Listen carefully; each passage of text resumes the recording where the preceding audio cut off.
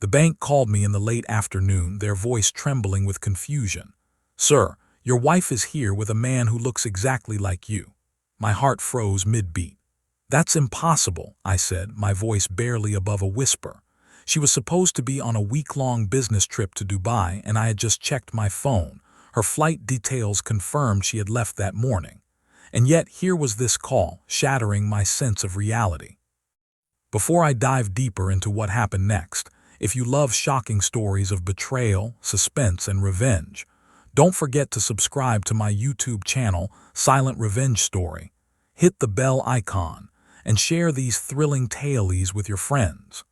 You'll get exclusive stories that keep you at the edge of your seat, just like this one. By the time I reached the bank, my mind was a storm of disbelief and fear. The lobby looked normal, but when I stepped inside, I saw her, my wife, Emily, sitting across a polished marble table, holding hands with a man who mirrored me in every way.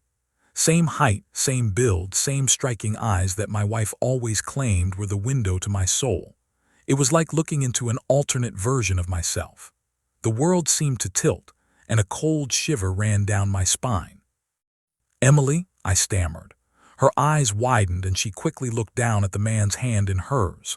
The man stood slowly, his movements deliberate. He smiled at me, and it wasn't just a smile. It was a signal that he knew more than I did. Who is he?" I asked, my voice cracking. Emily's lips trembled. I didn't want you to find out like this," she whispered. "It's complicated." The man, my double, took a step closer. "We don't have time for explanations," he said calmly. "They're watching. If you hesitate, everything you know will be gone." My mind spun. Watching him, I realized something horrifying. He wasn't just someone who looked like me. He moved like me, spoke like me, even had the subtle gestures that I only made when nervous or angry. I had met many strangers, but none had ever mirrored me so perfectly. He handed Emily a USB stick. "This has everything you need to understand," he said. Emily took it, her hand shaking. "I tried to stop it," she whispered, "but I was too late." We left the bank under a veil of tension, the city around us suddenly alien and hostile. He led us down narrow alleys, through underground parking garages, and past shadowed streets where danger seemed to lurk in every corner. "Who are you really?" I demanded, keeping pace with him. "I'm you," he said simply, as though that explained everything. "Not the one you think you are, but the one they created." Emily gasped. "Created? What do you mean?"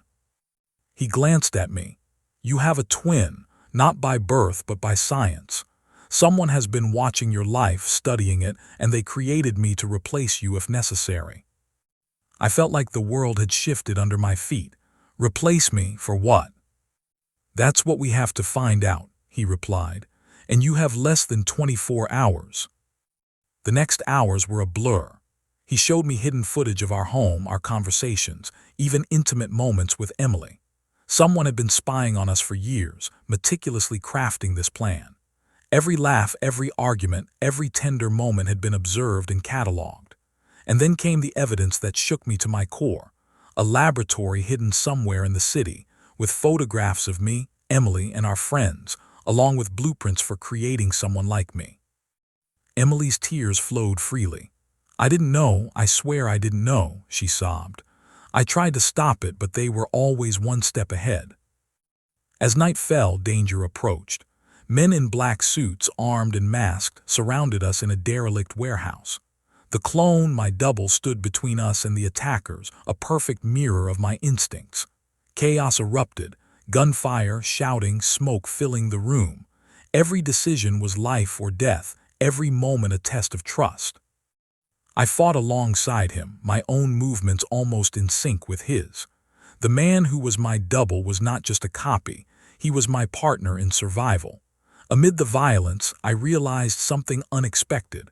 I trusted him, not as myself, but as a version of myself capable of protecting Emily and me. By dawn, the warehouse was silent. The masterminds were either dead or had vanished into the shadows. My clone turned to me, his eyes serious. "This isn't over," he said. "They'll come back, and next time you won't have just a warning. Emily fell into my arms, exhausted but alive. "I never meant for this," she whispered. "I love you, all of you."